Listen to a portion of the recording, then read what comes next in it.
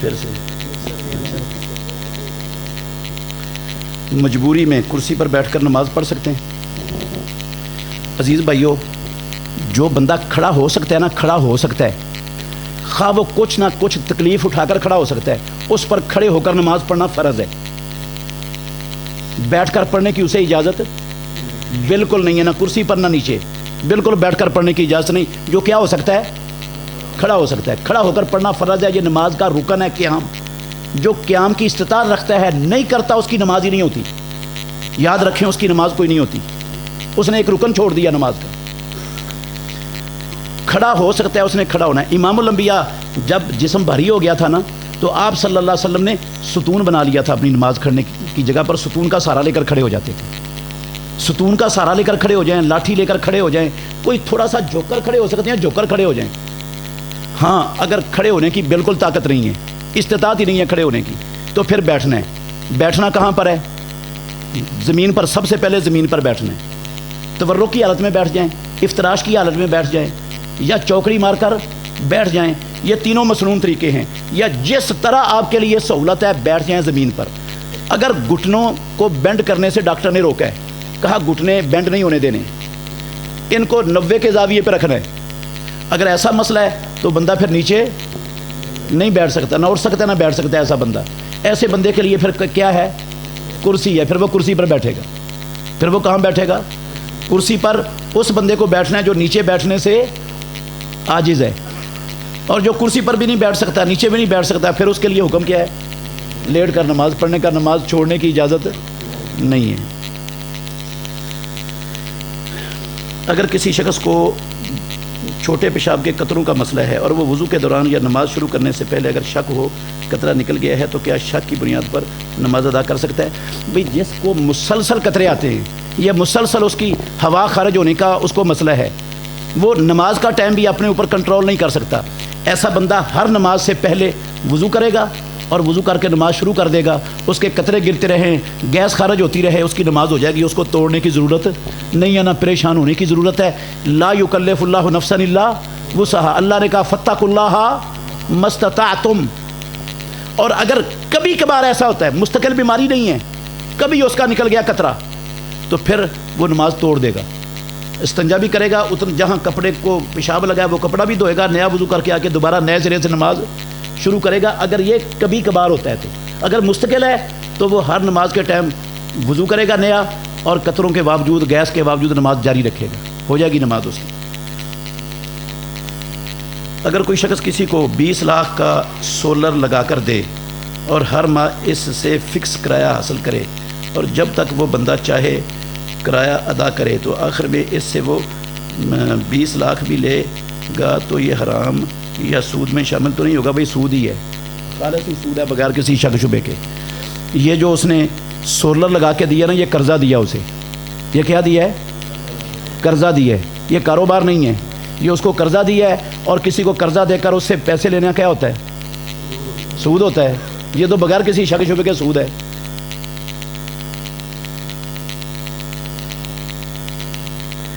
چار رکعت نماز میں آخری 2 رکعت میں سورت پڑھنی ہے یا نہیں، بتا دیں۔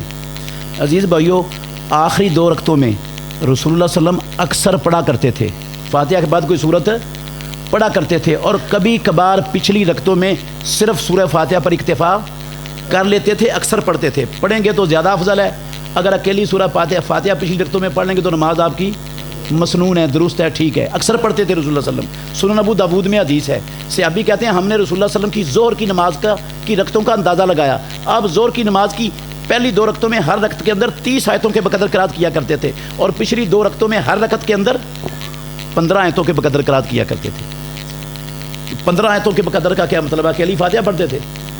فاتحہ کی 15 آیتیں ہیں؟ نہیں، اس کا مطلب ہے ہمیشہ پڑھتے تھے، کبھی کبھار چھوڑ دیتے تھے پچھلی 2 رکعتوں میں۔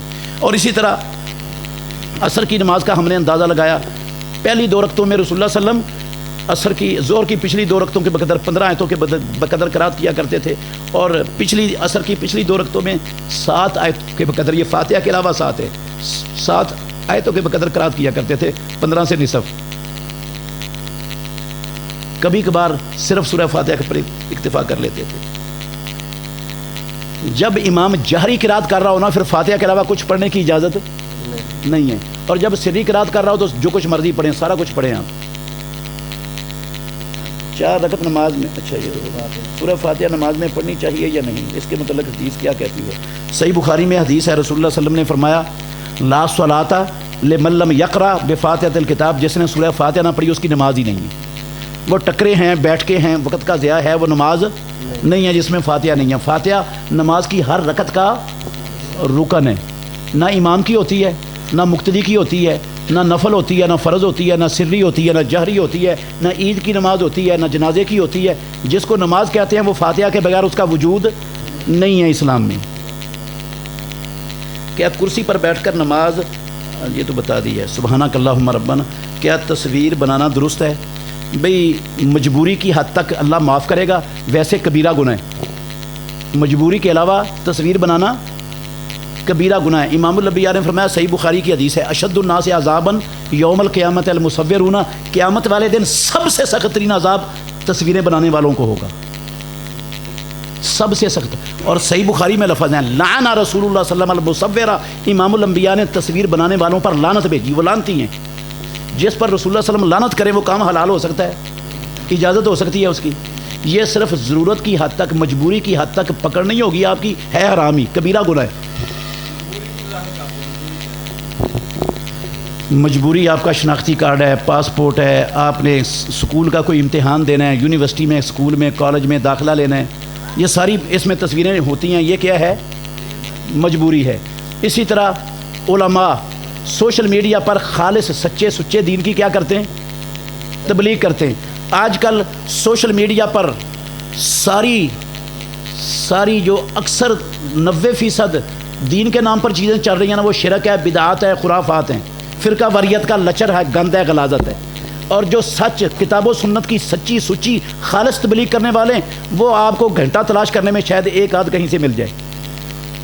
تو کروڑوں لوگ ہیں، کروڑوں، جو سوشل میڈیا پر بیٹھے، وہ ہماری ان مجلسوں میں نہیں آتے، نہ ہمارے جمعوں میں آتے ہیں، نہ ہمارے درسوں میں آتے ہیں، نہ مسجد میں آتے ہیں، انہوں نے کبھی مسجد کا دروازہ بھی نہیں دیکھا۔ ان کو اگر دین کی ضرورت پڑتی ہے، ہیں وہ مسلمان کروڑوں لوگ ہیں، اگر ان کو دین کی ضرورت پڑتی ہے نا تو وہ کہاں سے تلاش کرتے ہیں؟ فیس بک سے یا سوشل میڈیا سے۔ اگر وہاں کوئی سچ حق کتاب و سنت کی بات بتانے والا نہیں ہوگا تو وہ کہاں سے لیں گے دین، اور کون سا دین لیں گے؟ تو یہ بھی ایک مجبوری ہے، اس کو مجبوری کی حد تک رکھیں تو اللہ پکڑ نہیں کرے گا۔ جب مجبوری سے نجائز فائدہ اٹھائیں گے تو پھر میں اور آپ سب پکڑے جائیں گے۔ بھائی جان، تصویر کو عکس کو ہی تصویر کہتے ہیں۔ ایک چیز حقیقت ہوتی ہے، ایک اس کا کیا ہوتا ہے؟ عکس کا نام ہی تصویر ہوتا ہے، تصویر عکس ہی ہوتا ہے۔ آپ تھوڑا سا غور کریں، کئی کہتے ہیں یہ عکس ہے، یہ تصویر نہیں ہے۔ بھائی تصویر اور کس کو کہتے ہیں؟ عکس کو جو تصویر کہتے ہیں۔ ایک نابینا آدمی ہے، پینٹر ہے، آپ اس کے سامنے بیٹھ جائیں جا کر، تصویر بنا دے گا آپ کی؟ ہاں؟ اور ایک بینا پینٹر ہے، اس کے سامنے جا کر بیٹھے آپ کی اہم تصویر بنا دے گا ہاتھ سے کہ نہیں؟ وہ نبینے نے کیوں نہیں بنائی؟ اس کی آنکھوں سے آپ کا عکس اس کے دماغ میں نہیں گیا، جس عکس کو اس نے کاغذ پر اتارنا تھا وہ نہیں اتار سکا، اور آنکھوں والے کا عکس آپ کے دماغ میں چلا گیا، وہ دماغ میں جو عکس آیا آپ نے ہاتھ سے وہ قلم کاغذ سے وہ اتار دیا اس کاغذ پر، تو یہ عکس نہیں ہے تو اور کیا ہے پھر؟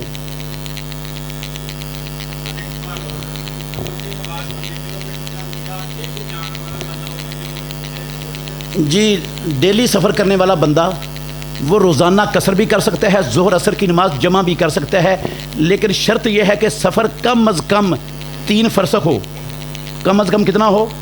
صحیح مسلم شریف کے اندر حدیث ہے کتاب و صلاۃ المسافرین میں، عبداللہ بن عباس کہتے ہیں رسول اللہ صلی اللہ علیہ وسلم نے جب 3 فرسخ سفر کرنا ہوتا تھا تو آپ مدینے کی آبادی سے نکل کر قصر شروع کر دیتے تھے، آبادی سے نکل کر قصر شروع کر دیتے تھے۔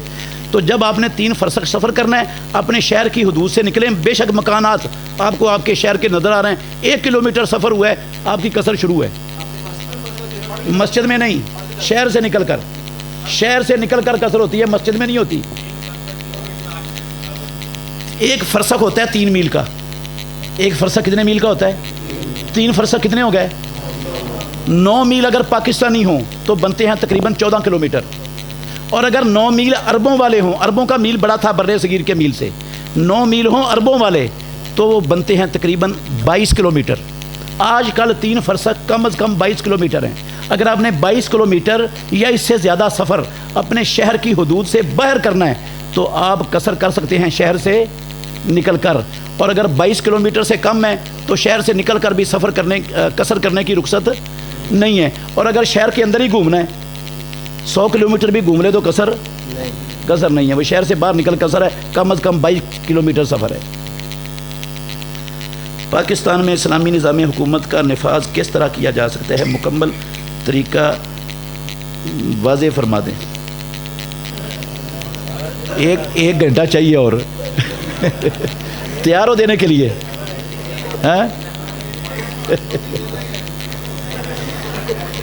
سیدھا صاف سا طریقہ میں بتاتا ہوں میرے بھائیوں. جو فطری طریقہ نا فطری وہ طریقہ آپ کو بتاتا ہوں. اس کے لیے گھنٹوں کی ضرورت نہیں ہے. میں اور آپ ہمیں جو اللہ اور اللہ کے رسول کے فرمان کا پتہ چلتا جائے نا اس پر ہم اور اپنے گھر والوں کو عمل کروانا شروع کر دیں. اللہ کی قسم اسلام نافذ ہو جائے گا. اس سے بہتر طریقہ دنیا میں ہے ہی کوئی نہیں. ہاں مشکل ہے یہ کام, ہمارے ہاتھ میں ہے. پاکستان کے موجودہ نظام حکومت کو شرعی لحاظ سے آپ دیکھتے ہیں, خاص طور پر موجودہ عدالتی نظام پر کیا شرعی فتویٰ لگتا ہے؟ وہ تو میں نے بتا دیا, سارا کھول کر بتا دیا یار. زمین ٹھیکے پر لینے دینے کی شرعی حیثیت کیا ہے؟ یہ جو صورت ہے نا پیسوں کے بدلے میں زمین ٹھیکے پر لینے دینے کی, یہ حلال ہے. صحیح بخاری کتاب المزارعہ کے اندر امام بخاری نے باب باندھا ہے, باب و کرائے الارض بالذہب والفضہ, سونے اور چاندی کے بدلے میں زمین کو ٹھیکے پر لینا اور دینا. رافع بن خدیج کی حدیث ہے, وہ کہتے ہیں رسول اللہ صلی اللہ علیہ وسلم کے زمانے میں ہم رسول اللہ صلی اللہ علیہ وسلم کے دور میں زمین ٹھیکے پر لیتے اور دیتے تھے سونے چاندی کے بدلے کا مطلب ہے پیسوں کے بدلے میں, کیونکہ وہاں درہم اور دینار سونے چاندی کے سکے ہوتے تھے. تو سونے چاندی کے بدلے کا مطلب ہے پیسوں کے بدلے میں زمین ٹھیکے پر لی دینی ٹھیک ہے. البتہ میں اپنی زمین ٹھیکے پر دیتا ہوں آپ کو, میں کہتا ہوں یہ میرے 3 ایکڑ ہیں, فی ایکڑ 25 من پیداوار میری, باقی تیری, یہ حرام ہے. یہ کیا ہے؟ حرام ہے. ایک بندہ کہتا ہے میرے 6 ایکڑ ہیں, یہ 3 ایکڑ جو کھالے کے ساتھ ساتھ ہیں ان کی پیداوار میری اور باقی ایکڑوں کی پیداوار تیری, یہ بھی حرام ہے. کچھ صورتیں حرام ہیں. یہ پیسوں والی, طے شدہ پیسوں والی فی ایکڑ یہ حلال ہے. یہ ڈاکٹر اسرار صاحب کا جو کلپ چل رہا ہے غلط ہے, ان کو سمجھ نہیں آئی مسئلے کی. 2 نمازوں کو جمع کرنا کیسا ہے بھائی؟ مسافر جمع کر سکتا ہے یا استحاضہ والی عورت جمع کر سکتی ہے. اس کے علاوہ جب امام کروائے مسلمانوں کا کسی عذر کی وجہ سے تو لوگ اس کے ساتھ کر سکتے ہیں. ان 3 صورتوں کے علاوہ کہیں جمع کرنے کا اللہ کے دین میں نام و نشان بھی نہیں ہے. سبحانک اللہم ربنا و بحمدک اشہد ان لا الہ الا انت استغفرک و اتوب الیک. جزاکم اللہ خیرہ. بھائی